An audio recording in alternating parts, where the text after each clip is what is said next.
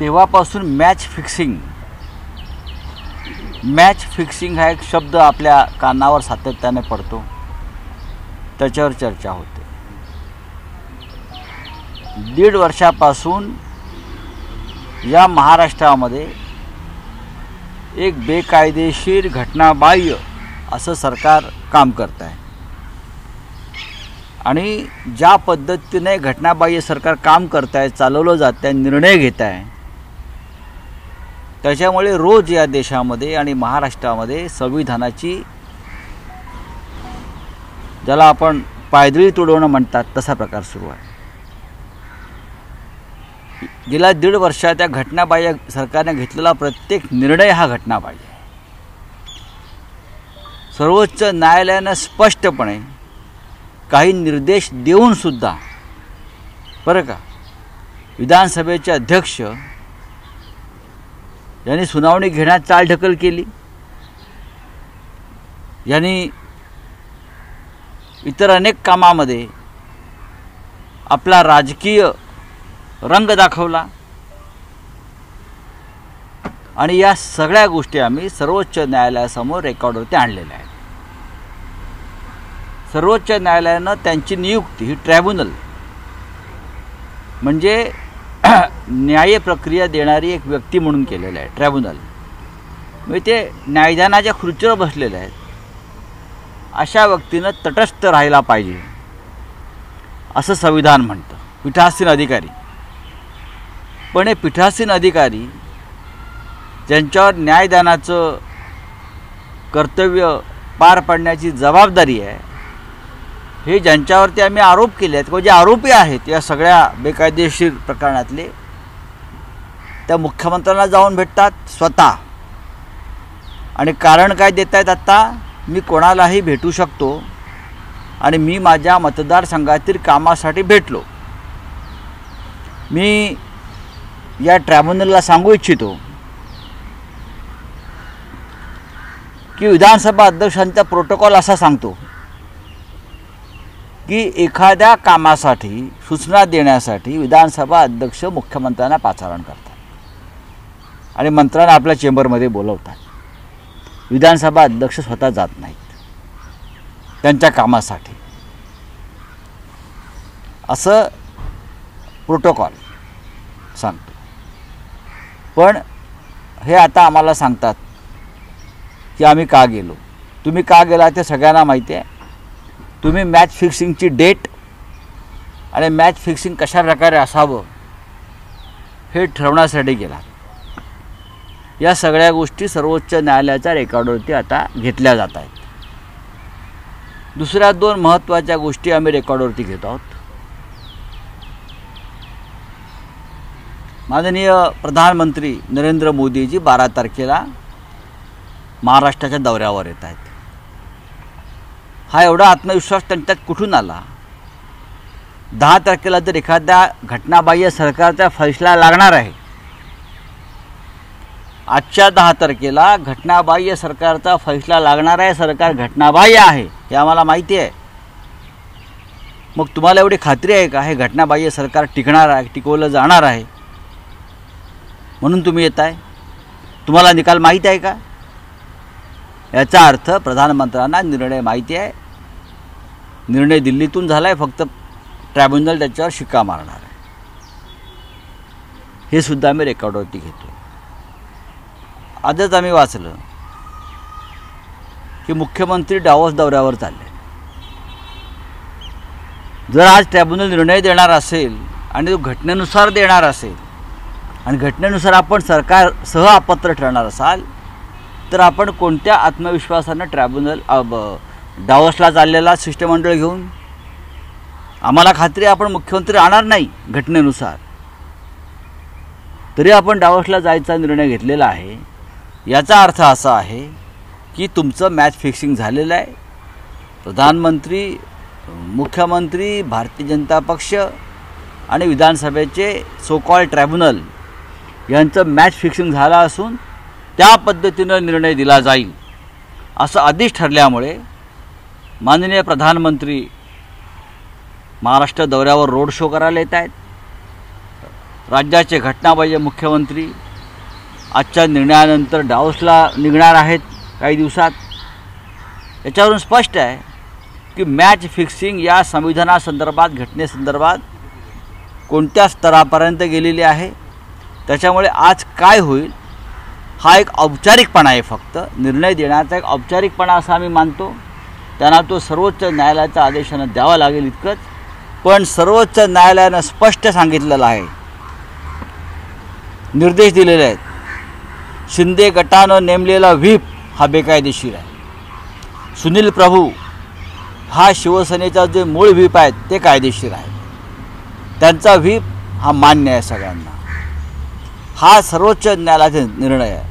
एकदा शिंदे गटाचा व्हीपच बेकायदेशीर ठरल्यावर त्याने दिलेला प्रत्येक निर्णय हा बेकायदेशीर आहे।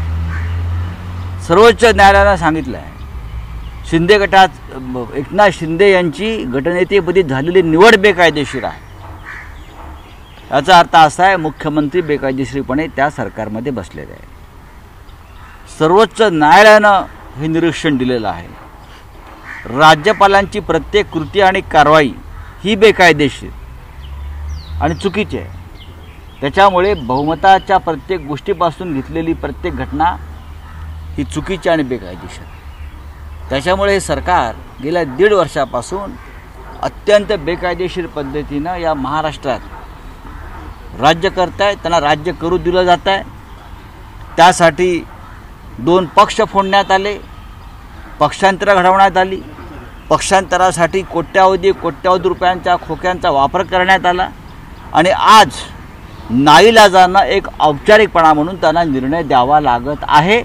पण ही प्रत्येक गोष्ट प्रधानमंत्र्यांच्या दौऱ्यापासून ते मुख्यमंत्र्यांच्या डावोस दौऱ्यापर्यंत आम्ही प्रत्येक गोष्ट सर्वोच्च न्यायालयामध्ये रेकॉर्डवरती आणणार आहोत। सर, डिस्क्वालिफिकेशन को लेके जो आज फैसला आने वाला है और कल ही जो स्पीकर हैं वो जाके मुख्यमंत्री से मिलते हैं और 12 तारीख को प्रधानमंत्री आ रहे हैं यहाँ पे, तो किस तरह से देखते हैं आप, क्या कहना चाहिए? बात ऐसी है भाई,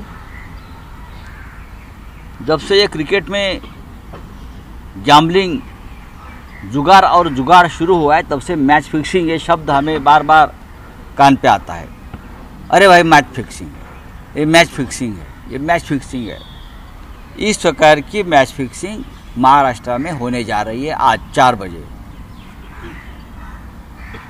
मैं इसलिए कहता हूँ विधानसभा का जो हमारा स्पीकर या अध्यक्ष है मिस्टर नार्वेकर, उन्हें सर्वोच्च न्यायालय ने ट्राइब्यूनल का दर्जा दिया कि आप निर्णय लीजिए, आप न्याय कीजिए इस बारे में, डिस्क्वालिफिकेशन के बारे में। और हमारा जो कहना है कि इस राज्य के मुख्यमंत्री गैर कानूनी तरीके से सत्ता पर बैठे हैं। वह हमारे हिसाब से एक अपराधी है, आरोपी है। अगर न्यायमूर्ति न्यायालय ट्राइब्यूनल जाकर बंद कमरे में मुख्यमंत्री यानी आरोपी के घर में जाकर 2 घंटा बैठता है बार बार, तो आप क्या समझोगे? और आज फैसला है तो क्या आप आरोपी को आपका फैसला दिखाने के लिए गए थे कि मैं यह ऑर्डर देने जा रहा हूं? ये बात हमने सुप्रीम कोर्ट के रिकॉर्ड पर हमने ले ली है, रिकॉर्ड पर लाया है हमने। आज फैसला है और देश के प्रधानमंत्री जी 12 तारीख को महाराष्ट्र में उनका एक दौरा है, उनका टूर है, वो करने जा रहे हैं। रोड शो वगैरह नासिक में है। उसका मतलब क्या है? अगर आपको पता है कि आज फैसला आने वाला है और संविधान कहता है ये सरकार गैरकानूनी है, अगर संविधान के हिसाब से फैसला हो तो ये सरकार गैरकानूनी हो सकती है और सरकार बर्खास्त हो सकती है, फिर भी प्रधानमंत्री महाराष्ट्र में आज आ रहे हैं 2 दिन के बाद, उसका मतलब है प्रधानमंत्री को फैसले के बारे में जानकारी है और मैच फिक्सिंग के बारे में जानकारी है। इसलिए वो आत्मविश्वास है कि मैं आ रहा हूँ और सरकार रहेगी, निर्णय मुझे मालूम है। दूसरी बात, आज फैसला है गैरकानूनी सरकार का और हमारे जो मुख्यमंत्री महोदय है वो डावोस में जा रहे हैं। अगर आपकी सरकार, हम मानते हैं कि गैरकानूनी ठहर सकती है, असंवैधानिक करार दी सकती है, तो आप में इतना आत्मविश्वास कहाँ आया कि फैसला कुछ भी हो, मैं बतौर राज्य का मुख्यमंत्री दावोस एक डेलीगेशन के साथ जा रहा हूँ। उसका मतलब आपको भी मैच फिक्सिंग के बारे में पूरी जानकारी है और आपको निर्णय पहले से मालूम है। ये सभी बातें, ये दोनों बातें, प्रधानमंत्री महाराष्ट्र में आने की बात और मुख्यमंत्री दावोस जाने वाली बात, हम सुप्रीम कोर्ट के रिकॉर्ड पर ला रहे हैं। ये पूरी तरह से मैच फिक्सिंग है। आज का जो निर्णय होने वाला है वो एक महज औपचारिकता है। काल रात्री देखील मुख्यमंत्र्यांच्या वर्षा बंगल्यावर काही प्रवेश झाले, त्यावेळी देखील भाषण करताना मुख्यमंत्र्यांनी असं म्हटलं की मी काही जाणार नाही, मी इकडेच आहे। याचाच अर्थ असा आहे की मॅच फिक्सिंगमध्ये जे काय व्यवहार हिशोब करायचे आहेत ते पूर्ण झालेले आहेत। मॅच फिक्सिंग हा जुगार असतो, जुगारामध्ये पैशाचा मोठा व्यवहार होतो, आपल्याला माहिती आहे। मॅच फिक्सिंगमध्ये याचा अर्थ व्यवहार पूर्ण झालेला आहे आणि त्यांना मॅच फिक्सिंगच्या निकालाचा हिरवा झेंडा दाखवण्यात आलेला आहे।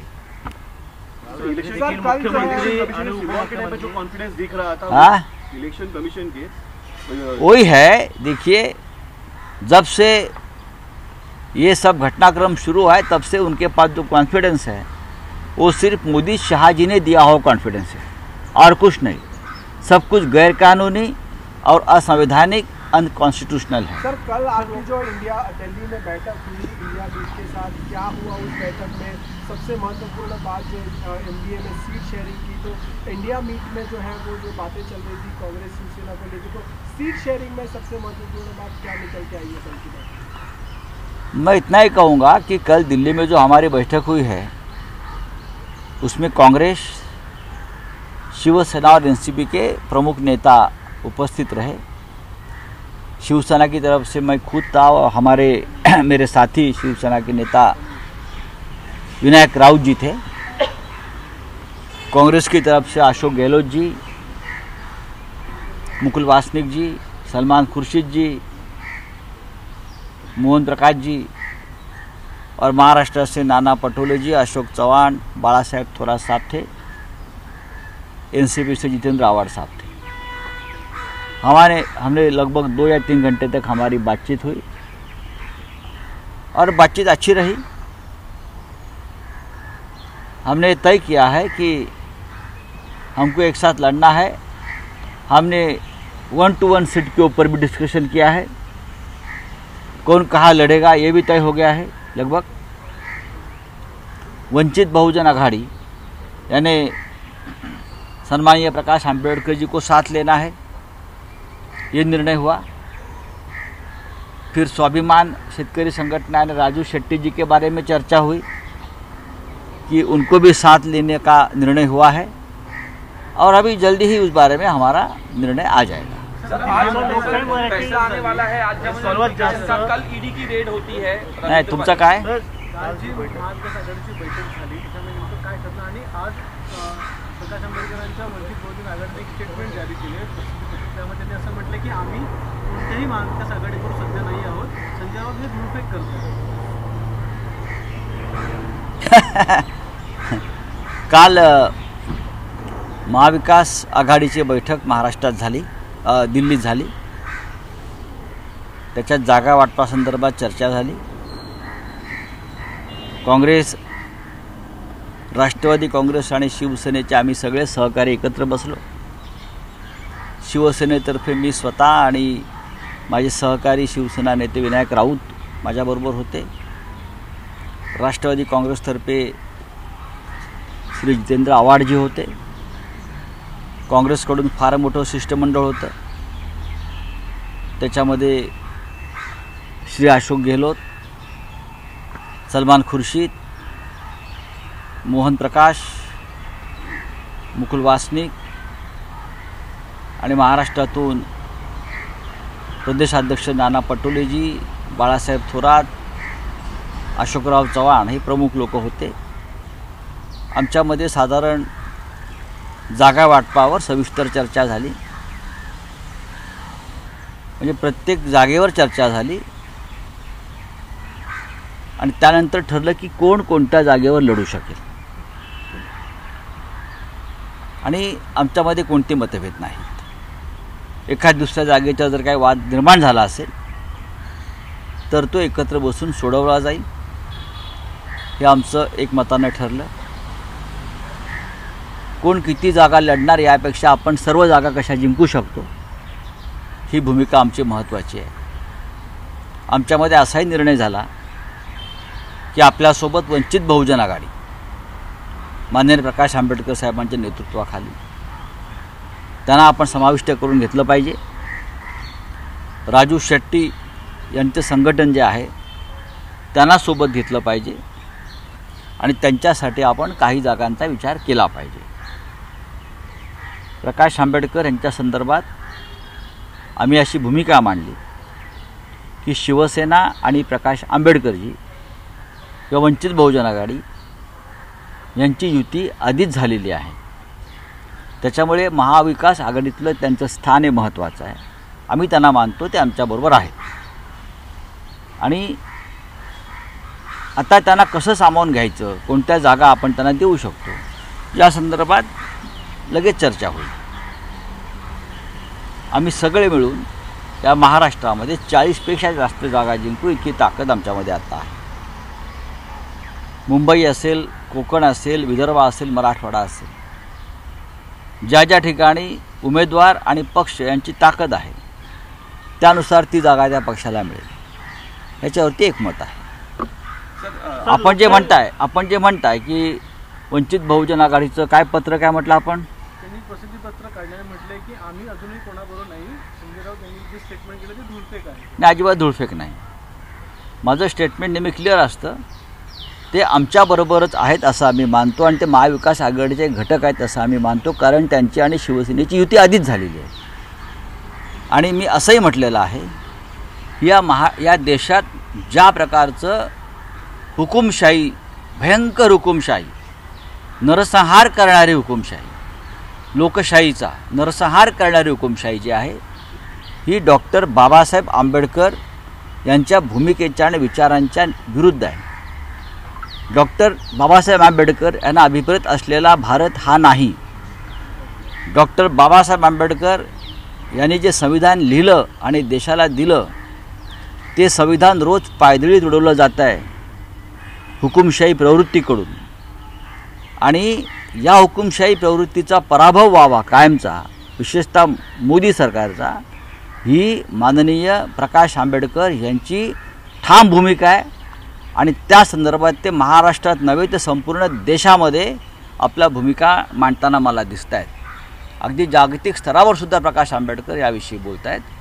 त्याच्यामुळे हुकुमशाहीला मदत होईल आणि आंबेडकर विरोधी विचारांना मदत होईल अशा प्रकारची कोणतीही भूमिका वंचित बहुजन आघाडी आणि प्रकाश आंबेडकरची घेणार नाही, त्याची आम्हाला खात्री असल्यामुळे आम्ही सांगतो की ते आमच्याबरोबर आहे. Sir, prime minister Narendra Modi जो है लक्षद्वीप में उन्होंने जो फोटो सेशन किया, जो अनाउंसमेंट किया, वो जो है वो सिर्फ लोकसभा के सीट्स के लिए किया है.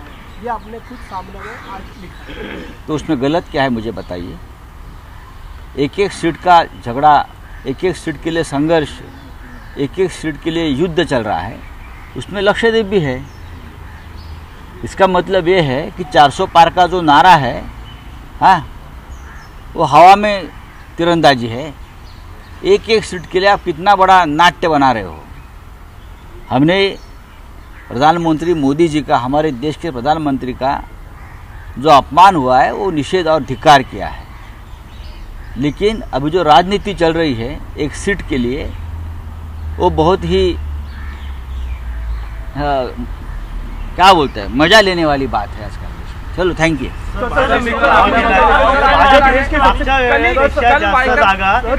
भाजप 30 जागा ज्या आहेत ते लोकसभेच्या मागतात आणि लोकसभेचं नंतर विधानसभा येणार, त्यात शिंदेगड आणि अजितदादा गटानं काय त्याच्यावर बोलायचं.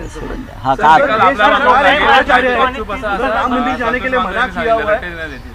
सर, आज डिस्क्वालिफिकेशन का फैसला आने वाला है और कल लोकशाही सारख्या वृत्तवाहिनीवर सत्य दाखवल्याबद्दल एका विकृत माणसाला त्याचं खरं स्वरूप दाखवल्याबद्दल लोकशाही चॅनलवर जर बंदी घालून केंद्र सरकारनं आपले हुकुमशाहीची सिंग दाखवली असतील तर त्याचा निषेध देशातल्या प्रत्येक मीडियाच्या घटकानं वृत्तपत्रानं केलं पाहिजे. ज्या पद्धतीनं ही कारवाई केली या कारवाईचा आम्ही निषेध आणि धिक्कार करतो.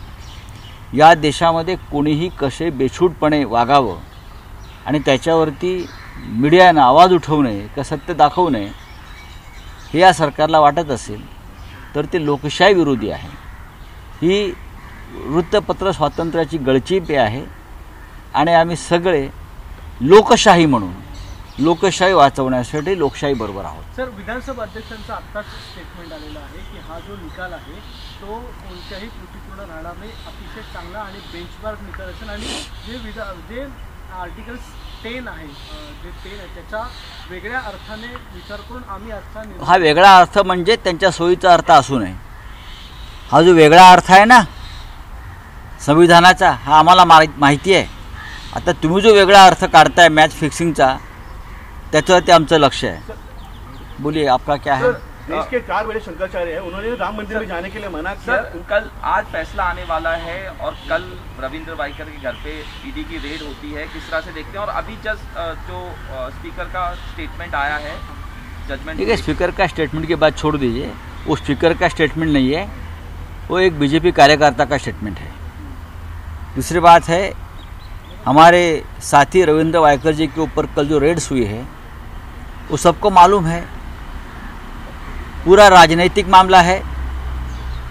जी बदले की भावना से बस हमारे हाथ में सत्ता है, एजेंसी है, इसलिए आपका आवाज़ हम दबाएंगे, आपको बदनाम करेंगे. इस कारणों से ये रेड्स होती है. एबीपी माझा, उघडा डोळे बघा नीट.